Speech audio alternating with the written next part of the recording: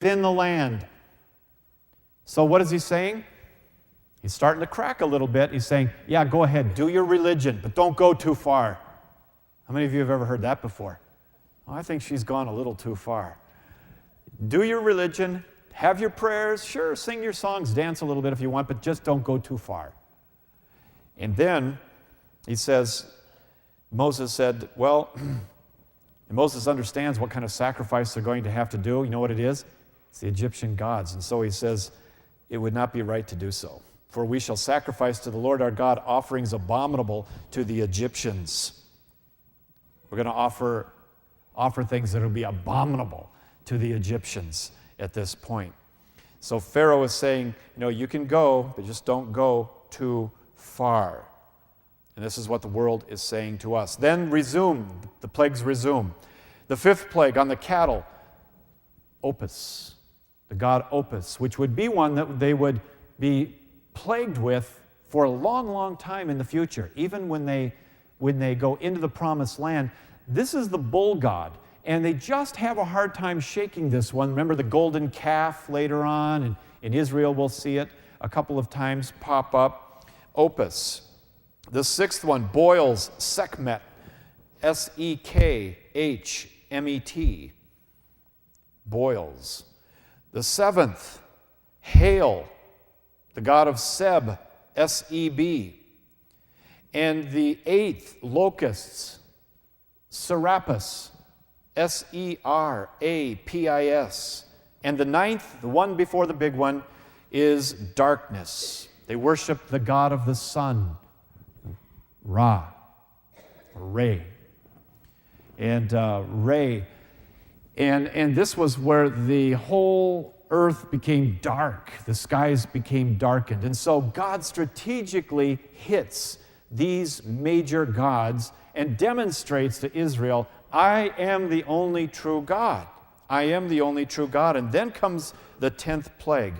And the 10th plague is in chapter 12. It is the singular, most important event in the Old Testament in terms of redemption, because it will become the type for the Lamb of God who takes away the sins of the world. And here's how it goes. It's very fascinating what happens. Now remember, as God has had a head-on battle with these other 9, he now comes to the firstborn, the issue of the firstborn. It turns out that the firstborn in Egyptian culture was considered really deity. The male's deity. And they would worship, really, the firstborn and the male. And so Israel is the firstborn.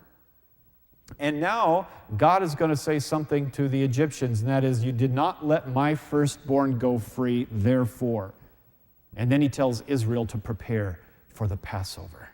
And the Passover gets its name from the story itself. We'll look at that. In Hebrew, it's pronounced Pesach. Pesach. Chapter 12, the Lord said to Moses and Aaron in the land of Egypt, this month shall be for you the beginning of months. It shall be the first month of the year for you. Tell all the congregation of Israel that on the 10th of the day of this month they shall take every man a lamb according to their father's houses, a lamb for a household. Now remember earlier in Genesis 22, the binding of Isaac, where Isaac said, where is the sacrifice? And Abram said, Yahweh Yireh, God will provide himself the lamb. And remember what they saw in the thicket? A ram. We're looking for the lamb. Is this the lamb? This isn't God's lamb. This is a lamb for each household. They take a lamb from their own family, but it will become a type of the lamb to come. Take a lamb, it says in verse 3, and on the 10th day of this month, which was the month of Nisan, it corresponds roughly to our spring. On the 10th day of Nisan, and this is so important, take the lamb and then inspect the lamb until the 14th day of Nisan. Okay? So it says, take on the 10th day of this month, they shall take every man a lamb according to their father's houses, a lamb for the household. Verse 5, your lamb shall be without blemish. Verse 6, you shall keep it until the 14th day of this month.